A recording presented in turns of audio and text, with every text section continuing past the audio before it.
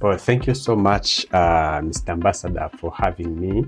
It's now the second time that we are meeting. And I'm honored to meet you again and have conversation with you. Thank you so much. I remember last time we met 4 months ago in August. You were inaugurating one of our programs, a project to build resilience of hotel managers to detect and report human trafficking crimes. Absolutely. Now, as we approach end of the year, there are some questions that I could like to discuss with you. I will have like 2 questions. Sure. And if time allows, I may ask you one follow-up question. Oh, good enough. I'll be willing to answer your follow-up question as well. Thank you so much, Mr. Ambassador. Mr. Ambassador, we know, the entire world knows that the U.S. government has been the global patron for peace and security agenda. The global patron in the sense that the U.S. provides serious financing in the agenda to promote peace and security, but also the U.S. has been taking oversight role in terms of peace and security. What are your insights since you came in Tanzania and as we approach end of 2024? You know, the United States has an obligation to work on peace and security, not only because of our role as a member of the UN Security Council, but because of the connection that the UN Security Council has with the African Union Peace and Security Council. When I was the U.S. ambassador to the African Union, I was responsible in part for helping to reignite the connection between the UN Security Council and the African Union Peace and Security Council, talking about the number of security issues, not only on the African continent, but that the whole world faces. Many of the leaders of the African Union would often say things like, we must find African solutions for African problems. Philosophically, theoretically, that makes perfect sense. From a practical vantage point, however, sometimes it leaves out the element that every peace and security issue on the African continent automatically will have global consequences. And every peace and security issue in any other place in the world would also have African consequences. So the fact that the global context and the African context are interconnected means that we have to work collaboratively on peace and security issues, not just at the UN level, but at the African Union level, at the NATO level, at every level possible, because peace and security in Eastern Africa makes the whole world better and more secure. And that's why we have been supporting the efforts in finding solutions to the DRC. We've been supporting peace and security efforts with Sudan. We've been supporting peace and security efforts in Gaza. We have been trying to get a 2-state solution where Palestinians will have a free state alongside of Israel as a free state, where both of those states can coexist in prosperity and in freedom. And that's the only real solution in the Middle East, is a 2-state solution. So we've supported that as well. Peace and security is critically important to all of us. Thank you so much, Mr. Ambassador. I think you have articulated that eloquently, and you have left no stone unturned on that aspect. So I'd go straight to another question. I know your background as a civil rights advocate. Yes. You know, I'm a lawyer by background. Actually, absolutely, absolutely. I'm also an advocate. So this intrigues me to ask this question.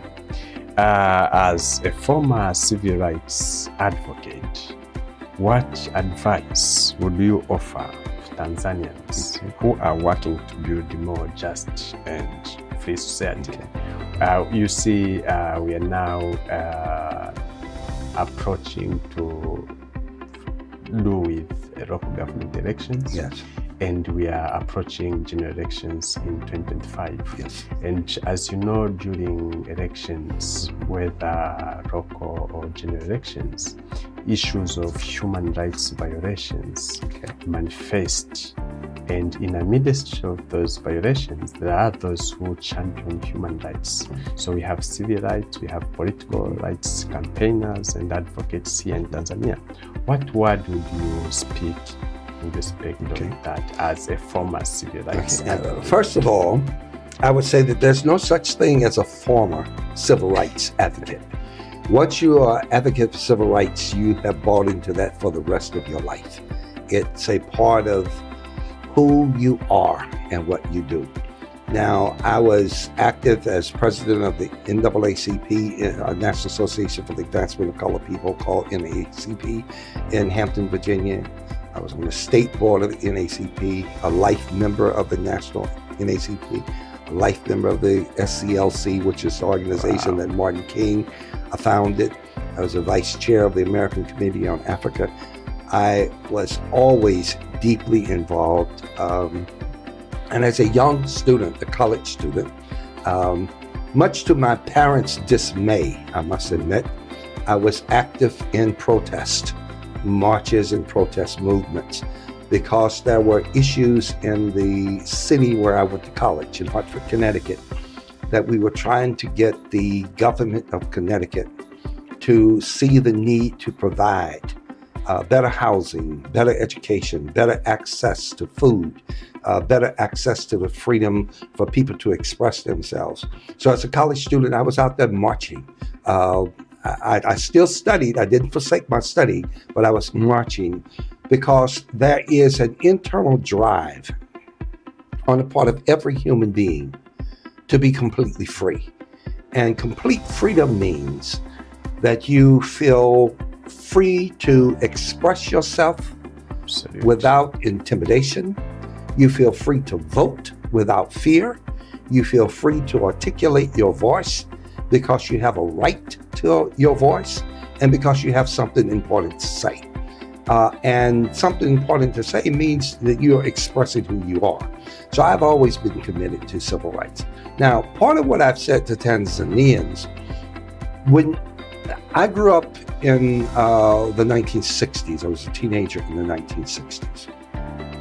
So when Julius Nyerere was leading the fight for freedom and independence in Tanzania, when Kenyatta was leading the fight for freedom, when Nkrumah was leading the fight for freedom, when African leaders were leading the fight for freedom on the African continent, there were people like me, African-American young people, growing up in the United States of America, being inspired by Nyerere's statement that people can determine their own future and have control of their own future if people learn how to unite and become one.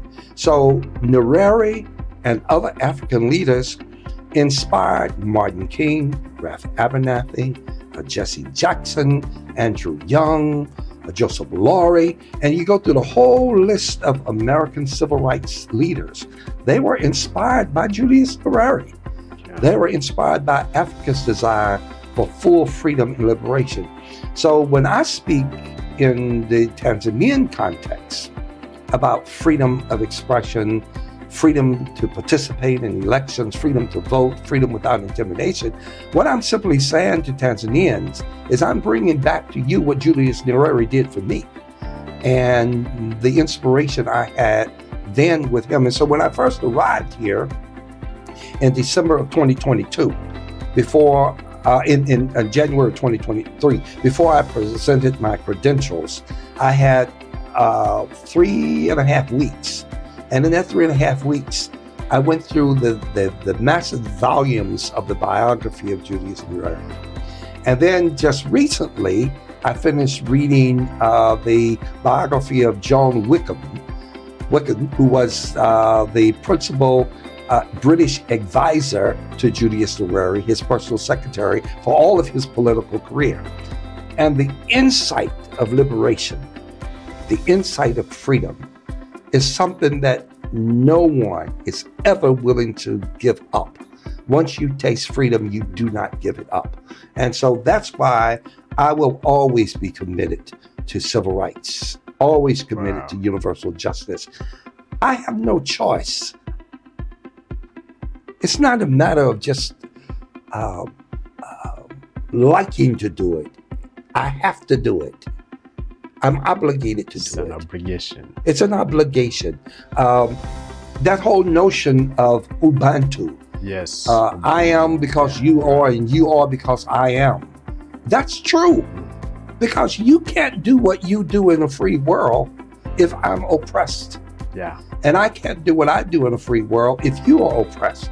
So if I see oppression, I have a moral obligation, I have a theological obligation, and I have a practical and political obligation to say something about it. Otherwise, I see my brother suffering and I walk away. Yeah.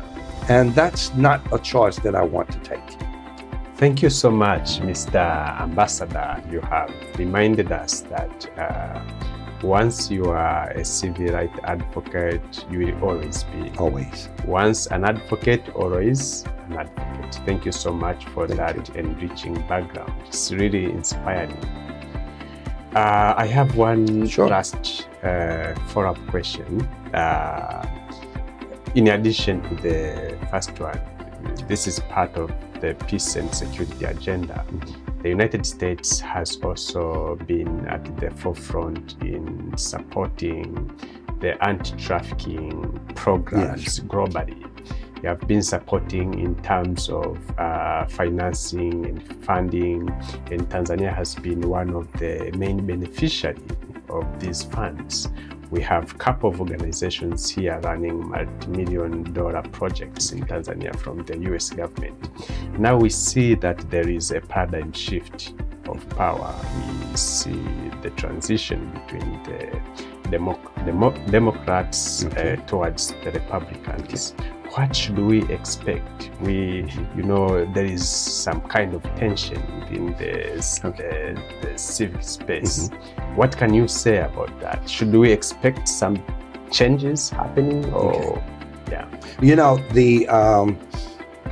the first term of President Trump, after Obama's 2 terms, I was in Cincinnati, Ohio, as the Executive Vice President and Provost of the National Underground Railroad Freedom Center, which is a massive center that deals with the story of American slavery, and that deals 50% of its time, energy, and funding on human trafficking.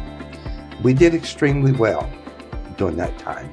I don't see there being a moving away from the commitment to fight human trafficking, because human trafficking is bad for nations, it's bad for people, it puts people in a confining sense of slavery, it's bad for the economy. Yes. So I perceive the incoming Trump administration as an administration that is going to focus on business, on trade, on investment. And in order to have an environment where trade and investment would prosper, we have to continue to fight against human trafficking. In part because most of the time, when there's human trafficking, there are 2 other negatives that generally associate with human trafficking. That's trafficking in drugs and laundering of money. Yeah. And then there are times when human trafficking, drug trafficking, and money laundering is also tied into funding terrorist organizations. So you have those 4 massive evils: terrorist organizations, trafficking of humans, trafficking of drugs, and laundering of money. Those things will be fought against no matter what the administration is, because they are against the foundation of human dignity, and it prevents nations from growth. For example, you look at some of the countries in the world that are overrun by drug traffickers and drug lords. In many of those instances, there's no freedom in the economy. Yeah. People live in fear and people live in intimidation. You cannot have a thriving economy when people are living in fear and intimidated. So the need to free the economy means that we have to continue to fight against human trafficking. And I applaud what you are doing as an advocate and what others like you are doing to address the issues of human trafficking here in Tanzania, because it's important for Tanzania's peace and Tanzania's security to stop human trafficking. Thank you so much, Mr. Ambassador. It's a pleasure. Thank you for answering all of my 3 questions. Thank It was a pleasure having this conversation with you. Well, I'm honored to talk with you. Thank you so much.